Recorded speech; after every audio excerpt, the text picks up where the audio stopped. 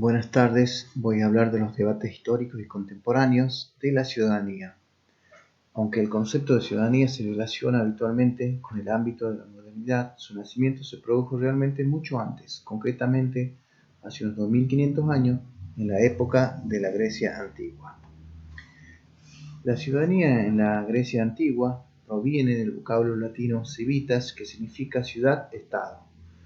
Las ciudades griegas llamadas polis eran espacios pequeños de gran desarrollo científico y artístico donde vivía poca gente. Tenían su forma de gobierno.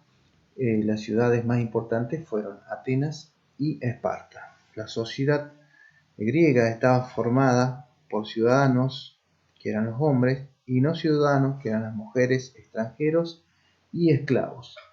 La idea de que el gobierno era asunto de los hombres y no de los dioses impulsó a distintos sectores sociales a reclamar mayor participación en el poder.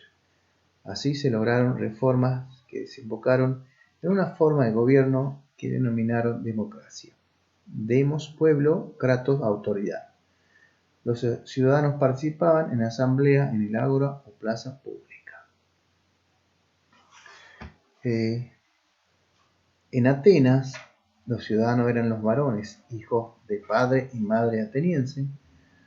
Podían tener mucho o poco dinero y ser agricultores, comerciantes, soldados, nobles, gobernantes, sacerdotes, profesionales. Estos participaban en la política, ocupaban cargos públicos, poseían propiedades, accedían a la justicia, practicaban el culto, ejercían el sacerdocio, acudían a fiestas, pero también tenían obligaciones como pagar los impuestos y servir en la milicia. En Grecia, y concretamente Atenas, fue la cuna de la democracia en la segunda mitad del siglo V a.C. Allí aparece por primera vez la idea del ciudadano activo, basada en tres principios: igualdad, libertad y participación. La ciudadanía en Esparta, que era una ciudad griega ubicada en la península del Peloponeso, se enfocaba en la formación de guerreros. La educación era gratuita y a las clases asistían hombres y mujeres para ser entrenados en la milicia. Todos los ciudadanos estaban destinados al combate. Las mujeres tenían derecho como los varones, participaban en la asamblea con voz y voto. Su salud era muy cuidada y participaban en deportes a fin de formar su cuerpo para engendrar hijos fuertes, que serían los futuros soldados. Los niños enfermos o débiles eran sacrificados por no ser útiles para la guerra. En Roma se da la ley universal. Los romanos organizaron la sociedad y el Estado mediante un cuerpo de leyes escritas y aplicables a todos los ciudadanos por igual. En ellas se diferenciaron normas para los asuntos privados y para la vida pública. Así se sentaron las bases del derecho actual. En sus orígenes, la ciudadanía fue un privilegio de los habitantes libres de Roma. Con el tiempo, su alcance fue extendiéndose hasta abarcar todos los habitantes del territorio imperial. En la etapa feudal, durante la Edad Media, el territorio europeo se fue dividiendo en muchos reinos y el poder político se fue debilitando. Entre los siglos X y XIV predominó el feudalismo.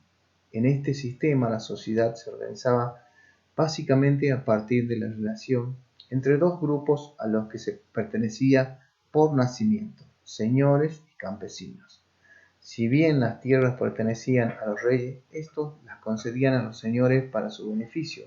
Además, los señores ejercían en sus territorios funciones propias del poder estatal, como juzgar y cobrar impuestos, que se convirtieron en beneficios privados.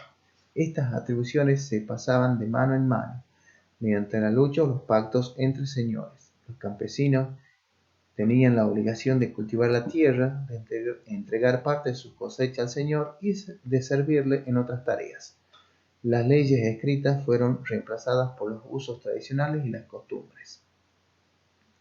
Difícilmente se puede mencionar la palabra ciudadano, ya que el feudalismo se instauraba sobre nuevas bases que implicaban la desaparición de este concepto y el advenimiento de un sistema social constituido por siervos, vasallos y señores.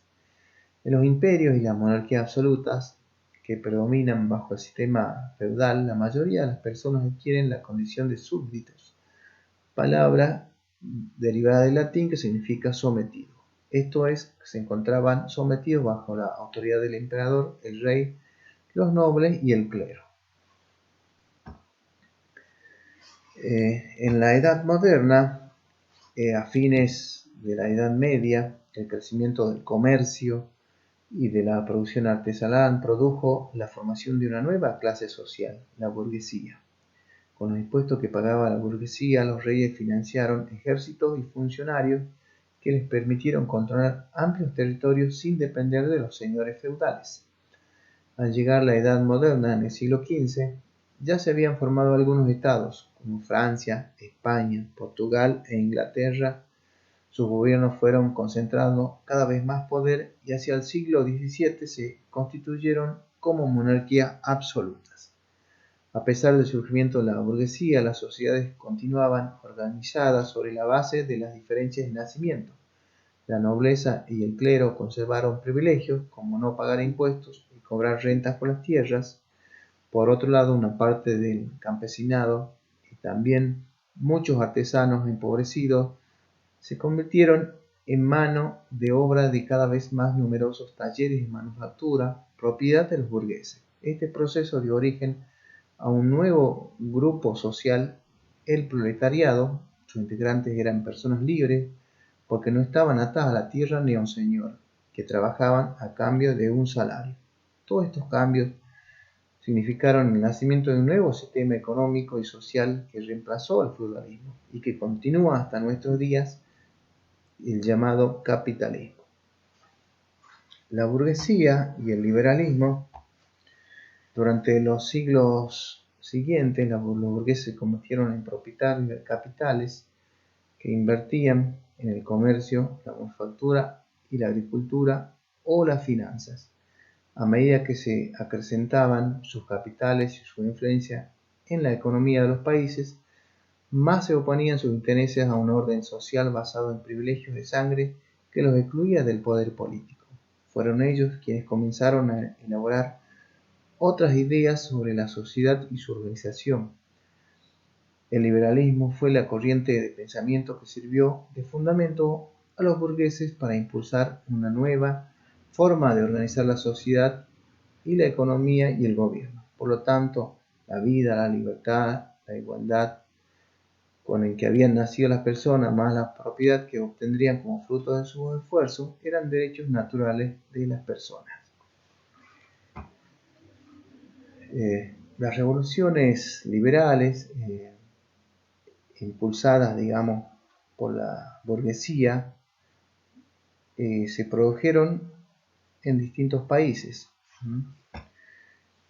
Tenemos la Revolución Gloriosa en el año 1688, que derrocó a la monarquía absoluta inglesa e instaló una monarquía parlamentaria como forma de gobierno. El rey aceptó gobernar junto a un parlamento donde estaban representados los nobles, los burgueses, y se obligó a respetar los derechos establecidos. De este modo, la nobleza compartió el poder político con la burguesía y a una parte importante de la población se le reconocieron libertades personales que el Estado no podía recortar. En el año 1776, las 13 colonias inglesas de América del Norte se independizaron y adoptaron una forma de gobierno que prescindió de la figura del rey, la república. Lo hicieron mediante una constitución, instrumento jurídico que consagró los derechos civiles y otorgó derechos políticos a gran cantidad de ciudadanos. Sin embargo, no abolió la esclavitud. Y por último, la Revolución Francesa en el año 1789 fue la que mayor conmoción causó en Europa y su impacto se extendió más allá de su frontera. Francia estaba gobernada por una monarquía absoluta que, presionada por problemas financieros, intentó cobrar impuestos a la nobleza. La resistencia de los nobles sirvió a la burguesía como oportunidad para comenzar una revolución. Pronto se le sumaron otros sectores sociales, cada uno con sus reivindicaciones. En 1789, en la Asamblea de los Estados Generales, en la que estaban representados los nobles, el clero y los sectores no privilegiados, aprobó la Declaración de los Derechos del Hombre y del Ciudadano. En ella se afirma que todos los hombres nacen libres e iguales, y que el poder de gobernarse y la soberanía le pertenece al pueblo. Posteriormente se dio el contractualismo. Igual que todos los filósofos de otras épocas, muchos pensadores en los siglos XVII y XVIII afirmaron que existía un nuevo orden natural para los seres humanos. Pensaron que en algún momento esas personas naturales habían hecho un pacto o contrato voluntario por el cual habían creado un orden social y se habían comprometido a obedecer a la autoridad de un Estado. Años después, las constituciones representarían el pacto social que daba origen al Estado. Por un lado tenemos el contractualismo y monarquía absoluta, donde el filósofo Hobbes imagina a las personas en estado natural como iguales en capacidades, en egoísmo y en ferocidad para conseguir lo mejor para cada una. Este estado absolutista tenía la función de conservar la paz y proteger la vida, pero no tenía limitaciones de ningún tipo. Por otro lado, el contractualismo, el liberalismo, que fue pensado por John Locke, en el cual los hombres en estado natural eran iguales y libres, pacíficos y racionales, habían creado un gobierno cuya función era resguardar los derechos naturales, la vida, la libertad y la propiedad, y hacer leyes y aplicar justicia. Para evitar el absolutismo habían propuesto la división de poderes y el derecho de los ciudadanos a desobedecer las medidas de gobierno que creyeran injustas.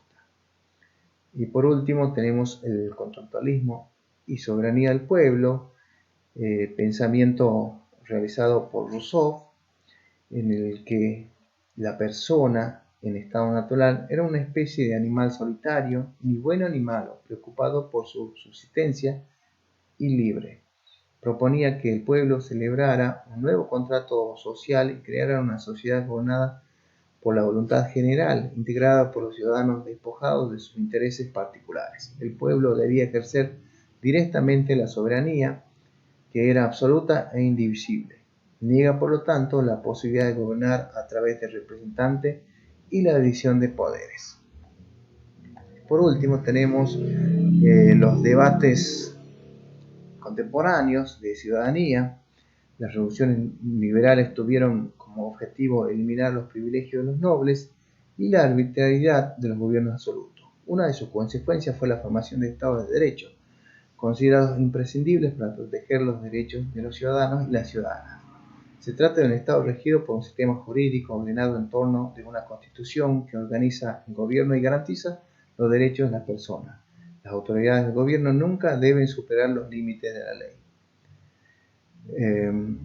A partir de algunas terribles experiencias, hacia mediados del siglo XX comenzaron a contemplarse otras condiciones para determinar si se está en presencia de un Estado de Derecho. Por ejemplo, que la fuente de poder que instituye el gobierno sea la voluntad mayoritaria del pueblo, que las leyes sean dictadas por representantes genuinos de la ciudadanía, la igualdad en derechos y garantías para los ciudadanos y las ciudadanas, que existan formas de controlar a los gobernantes, que aún la voluntad mayoritaria del pueblo tenga límites frente a los derechos de toda persona o grupo. Desde la teoría política contemporánea se aborda la posibilidad de que el hombre desarrolle su condición política como un miembro imprescindible de una organización política, ya que con ello se profundiza en la calidad de las democracias contemporáneas. Se configuran los cuatro modelos de ciudadanía que la teoría política contemporánea posibilita: el modelo de ciudadanía liberal, el modelo de ciudadanía libertaria, el modelo de ciudadanía republicana y finalmente el modelo de ciudadanía comunitaria.